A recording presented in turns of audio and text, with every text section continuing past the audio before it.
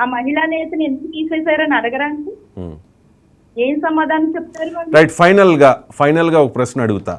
పవన్ కళ్యాణ్ అంటే వంగా గీత గారిని గెలిపించే క్రమంలో, వైసీపీని మరొకసారి ఆంధ్రప్రదేశ్లో అధికారంలోకి తెచ్చే క్రమంలో, పవన్ కళ్యాణ్ని ఓడించే క్రమంలో మీ స్టైల్ ఏ రకంగా ఉండబోతోంది? అది ద్వారంపూడి చంద్రశేఖర్ రెడ్డి స్టైలా లేకపోతే వంగా గీత స్టైలా?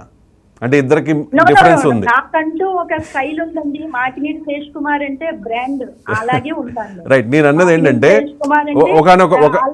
చంద్రశేఖర్ రెడ్డి గారి స్టైల్లోనే ఉంటాను. అంటే చాలా అగ్రెసివ్ గా మీరు కార్నర్ చేయదలుచుకున్నారు పవన్ కళ్యాణ్ని. నేను ఎందుకు చెప్తున్నానంటే ఈ స్టైలా ఆ స్టైలా అని చెప్పి, ద్వారంపూడి చంద్రశేఖర్ రెడ్డి ఒకానొక టైంలో పవన్ కళ్యాణ్ని విమర్శిస్తూ ఒక బూతు పదం వాడారు. ఆ పక్కనే ఉన్న వంగా గీత గారు నోరు నొక్కున్నారు.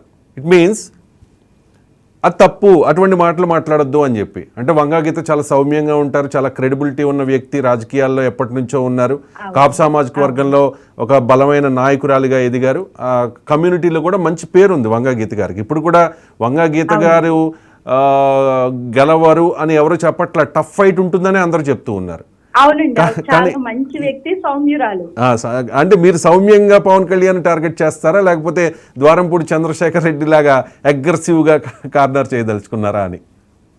నేను నిజంగా నా రియల్ లైఫ్ లో నేను అయితే అగ్రెసివ్ గా వెళ్ళే టైప్ అయింది. నేను కేవలం రాజకీయాల్లోకి వచ్చాక కొద్దిగా నేను తగ్గానేమో, కానీ నా రియల్ స్టైల్లోకే వద్దాం అనుకుంటున్నాను. రియల్ స్టైల్ అంటే పవన్ కళ్యాణ్ నేను ప్రశ్నిస్తానండి. నేను ప్రశ్నిస్తాను, నా ప్రశ్నలకు సమాధానం చెప్పాలి.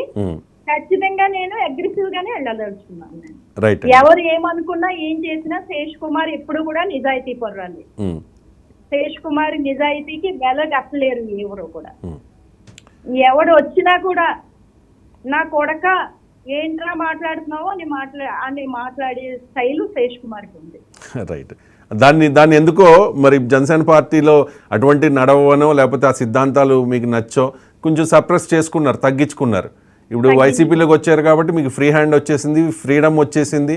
మిగిలిన పార్టీలాగే ఇప్పుడు ఎవరైనా తేడాగా మాట్లాడితే నా కొడక అని చెప్పి చాలా అగ్రెసివ్గా మీరు కార్నర్ చేయడానికి సిద్ధమవుతున్నారు. రైట్ అండి.